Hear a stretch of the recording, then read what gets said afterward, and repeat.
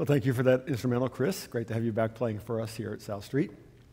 Well, when I was a freshman in college, I registered for a course called Humanities, which was actually a 2-year series of classes for all liberal arts majors, of which I was one, that combined history, literature, philosophy, and religion all in one 2-year course. So you got a whole bunch of credits out of the way by just signing up for one course. I thought that sounded like a fairly painless way to get a bunch of credits, so I signed up. And the very first humanities class that fall was on ancient literature. And the very first week, we were assigned to read 2 books. One was called Beowulf, and the other was called the Epic of Gilgamesh. Have any of you heard of either of those? Somebody heard? Well, at the time, I had never heard of those. I had no idea what they were. Beowulf, turns out, dates from about the 6th century and is the epic story in poetic form of a Scandinavian hero named Beowulf. I was actually kind of surprised to find out it was a person. I thought it might be like, an actual wolf who battles a monster called Grendel, later kills a dragon, so pretty cool story. The Epic of Gilgamesh is also an epic poem dating back to 2000 BC, tells the story of an ancient king of Mesopotamia, the details of which I have no chance of remembering. But at that point in my life, I'm not sure I had read any book, all the way to the end. So I was a bit lost that first week. The first assignment then was to write a 4-page paper on heroism in ancient literature. Now, that I thought, I could get a handle on because I got the whole idea of heroism, heroes. I knew about Superman and Batman and had my personal sports heroes like Jerry West and Pete Maravich, so I thought I could do this. All I had to do was figure out how these guys, Beowulf and Gilgamesh, were heroes. Now, my professor for that class was about an 80-year-old man named Dr. McGahee. Right at the end of his career, had been teaching forever. And he was old school, wore a full suit and tie every day to class, lectured in this really quiet voice, been teaching for a long time. And the rumor was that you would do just fine in his class if you just spelled your words correctly. He was a stickler for spelling. You could write pretty much anything on any paper, and as long as you spelled your words right, you were going to do okay. So I thought, cool, I can do that. I'm a pretty good speller. So I went to work on my first college paper, and I was going to nail it. So I studied as much as I knew how to study at that time, came up with all my insights about heroism and ancient heroism, wrote down my 4-page handwritten paper. A few days later, the professor handed it back, and I was shocked to see a big red D on top of my paper. I couldn't believe I got a D on my first college paper, and then I noticed all the words circled in red in the paper. It turns out I had misspelled the word hero wrong 13 times in a 4-page paper. H-E-R-O-E, like a sandwich. You know how sometimes a word just looks right when you write it down? Okay, so we are in the series now all summer long about heroes. Hebrews chapter 11, we're calling the series By Faith. And the chapter is filled with these little snippets recounting the great heroes of faith from the Old Testament. Remember, and this is very important for today, remember the purpose of the writing of the letter to the Hebrews. The author is writing to encourage Jewish background followers of Jesus not to give up on their faith because they're going through a time of persecution.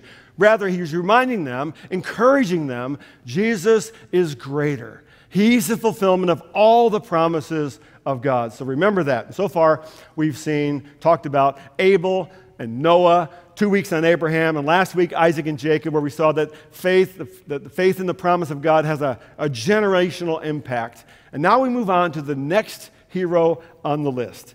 And today we're studying one verse, Hebrews 11, verse 22. Let me read it for you. By faith, Joseph, at the end of his life, made mention of the exodus of the Israelites and gave directions concerning his bones. Now, if you know anything about Joseph's life, right about now you should be going, wait, what? That's it? I mean, we have more about Joseph's life in the book of Genesis than almost any other character. His life story covers Genesis 37 to chapter 50. That's 14 full chapters. In fact, Joseph is arguably the most heroic figure of the entire Old Testament saga, and this is what we have in Hebrews? One verse about the Exodus and bones? So what's going on here? I think we need to assume two things as we start. First, the writer of Hebrews is assuming that his readers all know the story of Joseph. After all, they were Hebrews, and they would have known what we call Genesis backwards and forwards. They would have known all the stories. Secondly, I think we can assume that the writer of Hebrews mentions these two things for a reason. So our job today is to figure out why. We're going to look at three things. First, Joseph lived by faith. Then Joseph encouraged by faith. And Joseph, thirdly, died in faith. First, Joseph lived by faith. I don't know about you, but I love stories about people who overcome obstacles in their lives. Just last week I came across this really interesting little story. It was on the news. A young woman named Carson Pickett, who was born without half of her left arm, and eventually today made the U.S. national soccer team, will play in the Olympics for our nation. Inspirational story about a young woman who overcame her limitations, or what some see as limitations, to achieve her dream. Inspiring story. Or maybe the more familiar story you might remember and know about is the story of Abraham Lincoln. Just cover it briefly. Born into relative poverty, self-educated, experienced a whole number of business and personal and political disappointments, experienced devastating personal losses, lost his own mother when he was 9 years old, lost a sweetheart, Anne Rutledge, when he was 24, lost a son, Edward, when little Edward was only 3, lost his son, Willie, when Willie was 11, suffered bouts of depression throughout his life, but Lincoln overcame those things to become one of the most respected and revered presidents in United States history. So what do we know about Joseph's life? First, let's remember where we are in the Old Testament story. This is after the flood, and when God was going to bring salvation to the world, he chose a man named Abraham and gave him a covenant promise, a great promise that we saw in Genesis chapter 12. I will make you into a great nation, and I will bless you. I will make your name great, and you will be a blessing. I will bless those who bless you. Whoever curses you, I will curse, and all the peoples on earth will be blessed through you. That's called the Abrahamic covenant. Now, Abraham passed this covenant promise on to his son Isaac. Isaac passed it on to his son Jacob, and Jacob has passed it on to his son Joseph, and that's where we are in the story. Now, we also know that Joseph grew up in a rather complicated family. He was the 11th of 12 sons, born to Jacob's 2 wives and his wives' 2 servant girls. Okay, that's right. Jacob had 13 children, 12 sons and 1 daughter with 4 different women. Now, that's a whole story for a whole different time, but at least we can say it was a complicated family. We know that Joseph was Jacob's favorite child because he was the first son born to Jacob's favorite wife, Rachel. So it seems that Jacob actually repeated the whole issue of favoritism that he grew up with in his family because Isaac loved Esau best and his mother, Rebekah, loved him best. Also not a good idea and complicates the family structure. Jacob, Joseph's father, made no secret of his special love for Joseph by giving him the famous multicolored coat of many colors, which simply set him apart from all the other brothers that Jacob did not give a fancy coat to. So naturally, Joseph's brothers resented him for his much favored status. We read about this in Genesis 37. Now Israel, that's Jacob, loved Joseph more than any other of his sons. There it is. Because he was the son of his old age. And he made him a robe of many colors. But when his brothers saw that their father loved him more than all his brothers, they hated him and could not speak peacefully to him. We also know that Joseph had this unusual ability, turns out to be a gift from God, to understand and interpret dreams. And when he shared his own dreams with his brothers, dreams that showed them bowing down to him, they hated him all the more. We read in Genesis 37 as well. Now Joseph had a dream. And when he told it to his brothers, they hated him even more. He said to them, "Hear this dream that I have dreamed. Behold, we were binding sheaves in the field, and behold, my sheaf arose and stood upright. And behold, your sheaves gathered around it and bowed down to my sheaf." Maybe he should have kept that dream to himself. I'm not sure. His brothers said to him, "Are you indeed to reign over us? Or are you indeed to rule over us?" So they hated him even more for his dreams and for his words. Now, if you know the story, you kind of know what happens next. Let me summarize. The brothers first decide to just go ahead and kill Joseph because they hated him. Then they change their mind and decide instead to sell him as a slave to some Midianite traders. Midianites were a marauding group that traveled back and forth through that area, and Joseph becomes an ancient victim, what we could now call human trafficking. The Midianites, in turn, sell him again to an Egyptian high official named Potiphar. But we see in the story, Joseph serves Potiphar very well, and eventually Potiphar trusts him to run his whole household. We read that story in Genesis 39. Follow along. When his master, that's Potiphar, saw that the Lord was with him, notice this is an Egyptian seeing that the Hebrew God is with this Hebrew young man, that the Lord gave him success in everything he did, Joseph found favor in his eyes and became his attendant. Potiphar put him in charge of his household, and he trusted to his care everything he owned. From the time he put him in charge of his household and of all that he owned, the Lord blessed the household of the Egyptian because of Joseph. But the Bible says Joseph was also well-built and handsome. That's exactly the phrase. He was well-built and handsome. Kind of like a young Pastor Jeff. Don't tell him I said that, okay? And Potiphar's wife eventually tries to seduce him. But Joseph was a man of great integrity and refused her advances, fleeing from her. But she reacts to his refusal by accusing him of what we would today call sexual assault. And Potiphar then has Joseph thrown in prison. So Joseph is punished unjustly for doing what is right in the eyes of God. So we know by faith, Joseph endured injustice and hardship. He was hated by his brothers, being sold into slavery, falsely accused, and being thrown into prison. But that's not what Hebrews focuses on. Skips over all that. We also know that by faith, Joseph then prospers greatly. He languishes in that Egyptian prison for like 2 years, and while he's in prison, he continues to serve others and display integrity, and we see that the Lord is with him. We keep reading that phrase, the Lord was with him, and eventually he interprets the dreams of a couple fellow inmates. Then Pharaoh, and the Pharaoh at that time was likely a man named Sesostris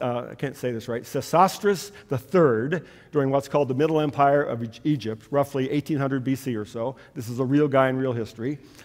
He has his own disturbing dreams. And he hears that there's this Hebrew prisoner who has an uncanny ability to interpret. So Pharaoh calls him out of prison. Joseph interprets Pharaoh's dreams. We see that story in Genesis 41.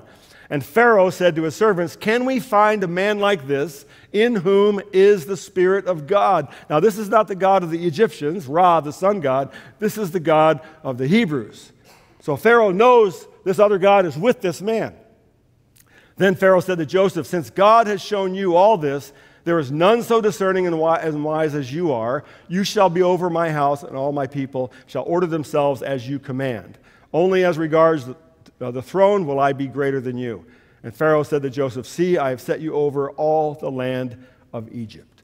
So Joseph rises to second in command of all of Egypt, one of the most powerful men in the world at that time, with access to almost unimaginable wealth, unimaginable comfort, and unimaginable power. And then he leads Egypt through 7 years of prosperity, followed by 7 years of drought, and due to his wise and shrewd management, Egypt is not only prepared that has enough food for themselves during the drought, but can actually feed people from other lands as well. And eventually, this includes his own family, who traveled down from Canaan seeking food to escape starvation. So we see that by faith, Joseph prospers, saves his entire family from starvation, and then we see by faith, he eventually forgives his brothers for what they did to him years before.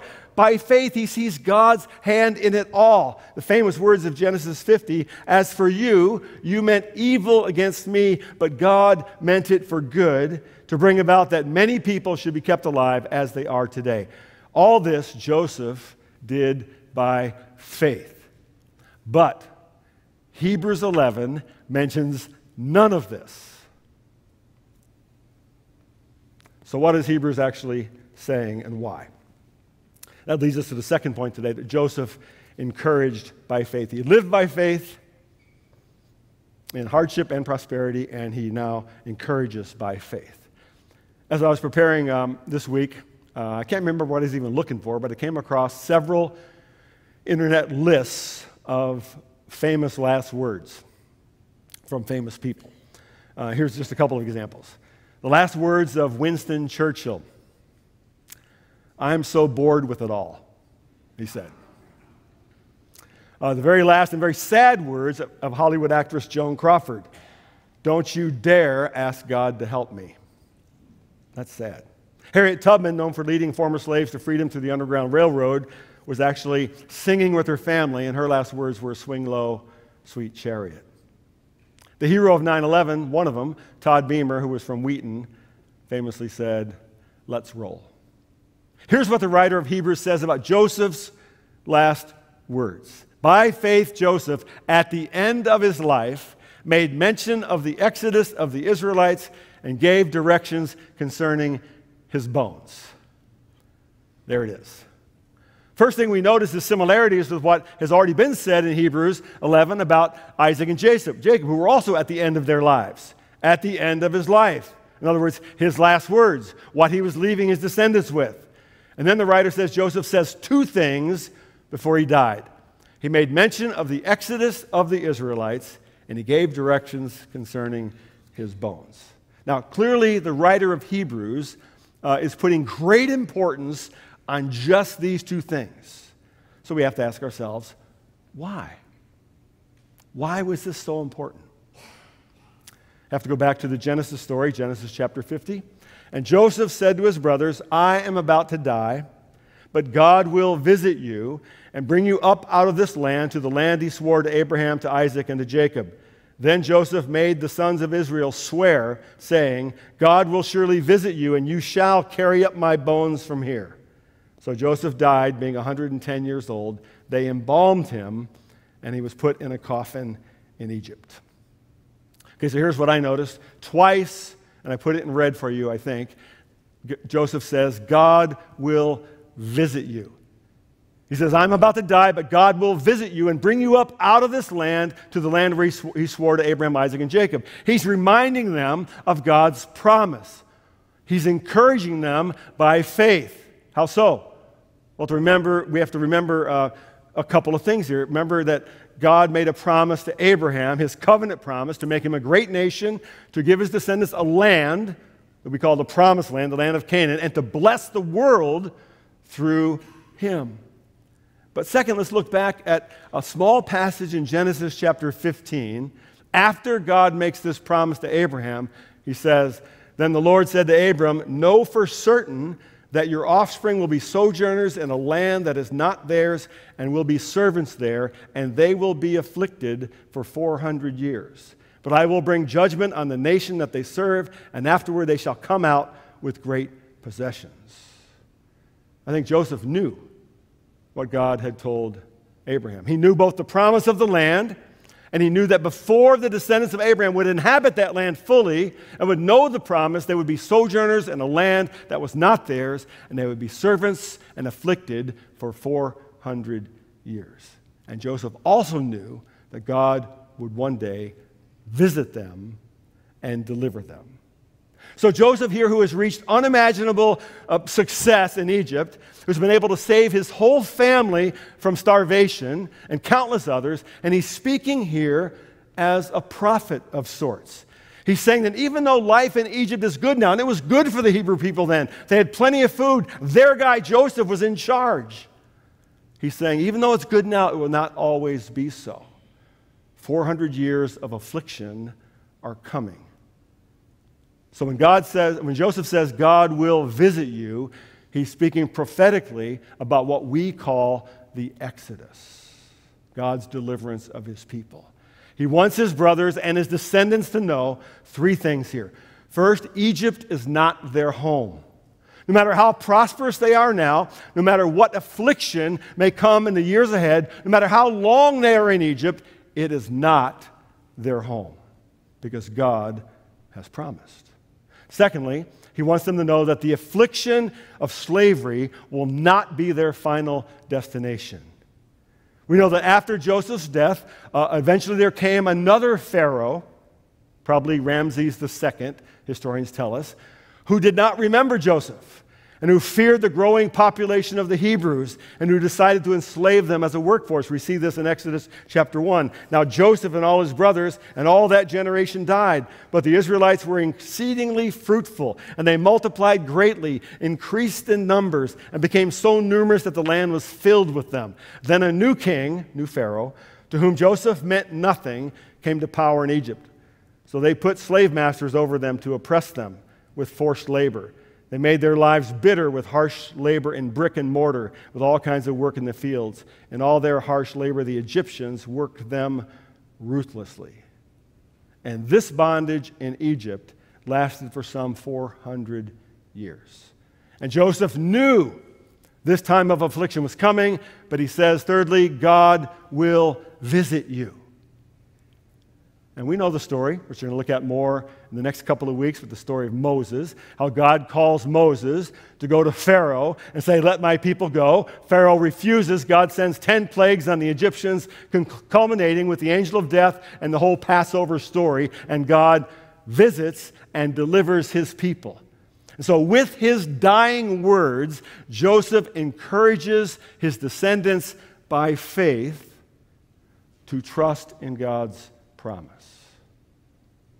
Whether in hardship, whether in prosperity, Egypt is not their home because God has promised.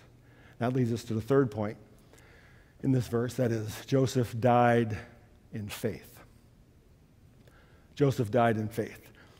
Over the years, of course, I've done many funerals and gravesides, and I know that many families make special requests and have plans for that moment for their loved one to be buried in a family plot or maybe in a military cemetery or just some unique sort of instructions. But over the years, I've also sort of paid attention through the wonders of the internet to other unusual requests for interment. For example, do you know the name Gene Roddenberry?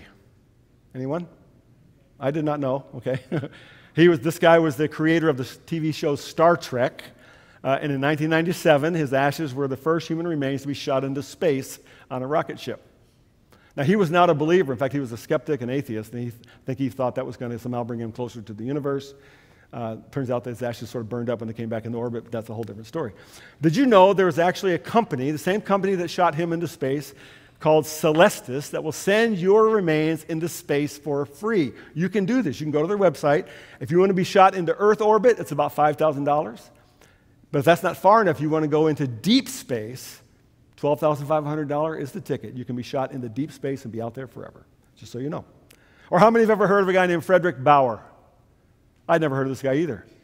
But have you heard of Pringles? Right? We've heard of Pringles. Well, Frederick Bauer invented the Pringles can in 1966 to help Procter & Gamble ship their new chips without using bags. And when he died, at age 89, in 2008, his children honored his wishes by, you guessed it, interring his ashes in a Pringles can, at least part of them. By faith, Joseph, at the end of his life, made mention of the exodus of the Israelites. Oh, by the way, I meant to do that just to creep you out a little bit, but that's just a few Pringles left. By faith, Joseph, at the end of his life, made mention of the exodus of the Israelites and gave instructions concerning his bones. That makes us ask, what exactly were the instructions? Do we have them somewhere? We do. Genesis chapter 50. Then Joseph made the sons of Israel swear, saying, God will surely visit you, and you shall carry up my bones from here. So Joseph died, being 110 years old. They embalmed him, and he was put in a coffin in Egypt. So what's going on here? Why does it matter? Joseph was dying. He had achieved incredible position, power, wealth, and success in Egypt. He's serving as second in command for something like 60 or 70 years, for the greater portion of his life. But he doesn't want to be buried in Egypt. He doesn't want his body to be entombed in a fancy pyramid, which is what they would have done for a guy of his status. He doesn't want to be shot into outer space. He makes it very clear he wants his bones to be taken back to the promised land. Now notice the Bible says his body was embalmed. This is likely the ancient Egyptian practice of what we would call mummification. It's what the Egyptians did. It took 40 days to accomplish. Only 2 people in the Bible are mentioned as being embalmed, Joseph and Jacob, because they both died in Egypt and then were shipped back home. Why did this take place? Why were these Joseph's instructions? First, Egypt was not his home. Just as he had told the people, Egypt is not your home, it was not his home. He knew it was his assignment, that by faith he understood God had placed him there for a reason, for a purpose, that he was there to be able to bring salvation and to save many, many people from starvation. He knew that Egypt, however, was not his home. His home was in the land promised to Abraham, Isaac, and Jacob. Secondly, he trusted the promise of God. Joseph knew the promises of God. He knew the covenant that God had given his great-great-grandfather Abraham, and that Abraham had given it to his great-grandfather Isaac, and that Isaac had passed down to his father Jacob. And he trusted that God would do what God had promised to do. But thirdly, and this is just how I read it, thirdly, I think Joseph wanted his bones to be a symbol of hope. A symbol of hope. Some 400 years later, when Moses finally led the people of God out of Egypt, the great Exodus, we read, Exodus chapter 13, Moses took the bones of Joseph with him.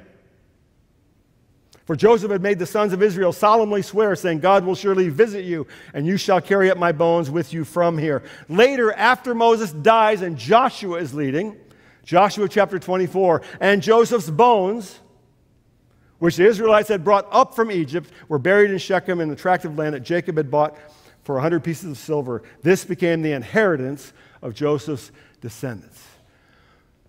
So wrap your mind around this. This means that for all 400 years of their bitter enslavement under the pharaohs that came to power following the death of Joseph, the Hebrew people kept track of Joseph's bones.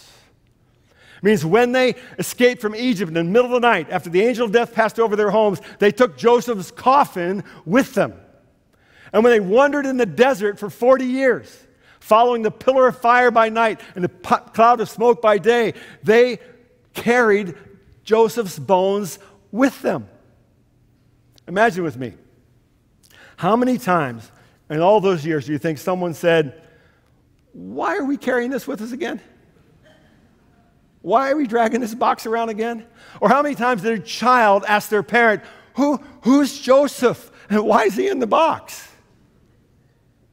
Imagine. I think Joseph knew that if he allowed himself to be buried in Egypt or put into a giant pyramid, the promise of God might be forgotten, might be buried with him. But if they kept his body above ground, if they kept his bones in a coffin, if they made it portable that they could take with them, then they would remember the promise of God because Joseph trusted the promise of God. Even in death, he wanted to proclaim his faith in the God of Abraham, Isaac, and Jacob. So why does this matter to us? This single verse in the New Testament, in Hebrews, written to Jewish background believers, why does it matter to us? Well, I'm pretty sure that everyone in this room, pretty much everyone in the room today, knows that life brings both hardship, challenges to be overcome, and prosperity. Brings sorrow, brings pain, brings joy, brings sickness, brings health, and sometimes the promise of faith seems far, far away. And maybe you're at that place now. Maybe you've been there recently. Maybe you will be in that place where faith seems far, far away. Through this one verse, Joseph is reminding us, God is reminding us that this is not our home. In a way, we're all living in Egypt. We're strangers and sojourners and exiles in this land. Your destiny is not what's happening to you right now. However good it might be, however prosperous you might be, or ever how much you might be suffering. God will visit you, is the promise. God will visit you. We know through our perspective, God has visited us in Jesus. Now remember the purpose of the letter up to the Hebrews. That is, Jesus is the fulfillment of all the promises of God. Jesus is our hope. Jesus is our destiny. And when we come to the end of our days, Jesus is the one who takes us home. Because our home is with him. You bow as we close today. Lord, thank you today for your word.